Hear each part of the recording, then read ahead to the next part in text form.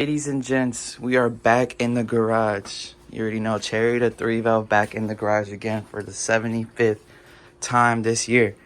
This time, got something a little spicy going on here. Fuck! For real though, we got really good news. Maybe kind of ish good news, I would say.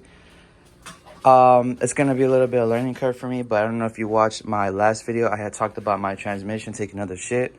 And it was a remanufactured one, and they sent me a new solenoid pack. I put that in there, and I had another code come up, something about incorrect gear ratio, and I was just like, I'm just gonna return it, and I'm gonna do something else. So what I ended up gonna do is I'm gonna do a 6R80 swap on this car. I've been doing a little bit of research and reading some forums. I joined a Facebook group, and they've been really helpful trying to figure out what I need specifically for the job. And I did watch a couple other YouTubers that did it before on the 3-valve, and it doesn't seem too complicated. Maybe I'm a little iffy on the wiring part of it, but it didn't seem too bad. Most of it was plug and play.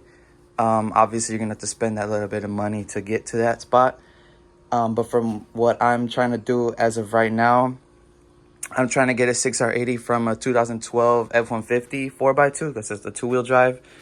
I do have to go to Wisconsin, though, to drive out and see it. I kind of want to see it because I was thinking about getting it through online, but I just want to make sure 100% that it's going to fit this car. And I just want to see the condition it's in before having them ship it, because it'd be better than trying to ship it over here and they're charging me shipping prices. And I think it was almost like $400 on top of it. And the transmission itself was like just over $1,000, which that is super cheap. And before that, I was looking for looking at the TCI Street Fighter. It's still a 5R. It's just like a built 5R, and supposedly it holds like 7-something horsepower. But Lito said he's seen plenty dead, and I didn't really see too many reviews on the TCI, so I was just like, I'm not gonna go for it, even though it would be just a direct fit. You know, it's still a 5R, so it's not like I have to do any changes like if I did the 6R80 swap. But honestly, it doesn't seem too bad, and it doesn't seem as bad as putting the turbo in like for my very first time. So I feel like just swapping the trans and doing some wiring and seeing that plenty of people have done it before, so it's not like I'm doing it from scratch. I should be able to do it, but that's the news as of right now. Today I'm gonna be deciding to fix all these cheap vacuum lines. They're not even vacuums, it's just silicone lines, but I'm gonna be redoing all these. What I'm gonna be doing is installing a new AFR gauge. I feel like the other one isn't reading properly, and for some reason my sensors in the back are reading differently than the one in my front, and there's no issues in between them, and I've like triple checked, so I decided just to go with a different sensor. I haven't installed that yet, but I have to take all this out to even get to it. Just one of my coolant lines. I'm also going to be removing the washer fluid reservoir. I'm going to try to see if I can get that pipe, the bumper exit installed while it's up in the air. So I'll be able to do 3 of the things I've been wanting to do since this car has been done. It runs good. I just can't get the tune to be specific because for some reason the readings are different and it's like throwing off the tune. So hopefully I can get all that fixed during the meantime of taking the transmission out and waiting for them to come in. And I am going to be going with the Quick 6. I think it's just a controller for the transmission. Lito told me that originally the PCM could be changed to a manual. Like, it's hard to explain.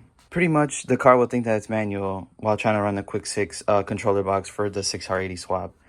I'm still learning about it as we go along, so I don't know all the information, but I most likely will make a full video about the 6R80 swap just so there's more information out there. So I do believe there is one guy that I was watching that had pretty good helpful tips and stuff about the actual 6R80 swap. He didn't go into detail about like the shifter linkage and like all the other small things. He did make a spreadsheet of everything he ordered and that was really helpful actually.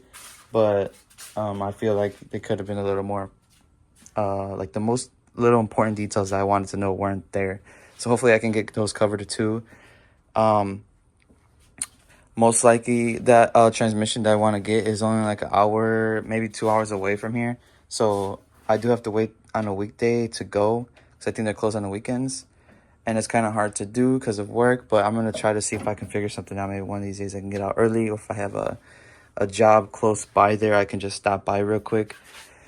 But besides all that, next up is just those little things, the 630 swap.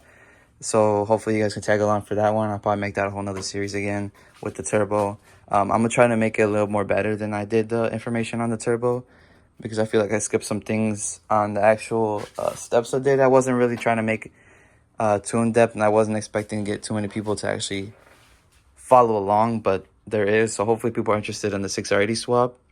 But I'll keep you guys updated on all that. And hopefully we can get this car running by next summer, because it's already starting to get a little chilly out. Well, actually today's pretty hot, but when it starts getting more chilly, I'm going to probably keep the car in the garage again, unless it doesn't snow this whole year again. But I appreciate everybody sticking along, and I'll keep you guys updated. See ya.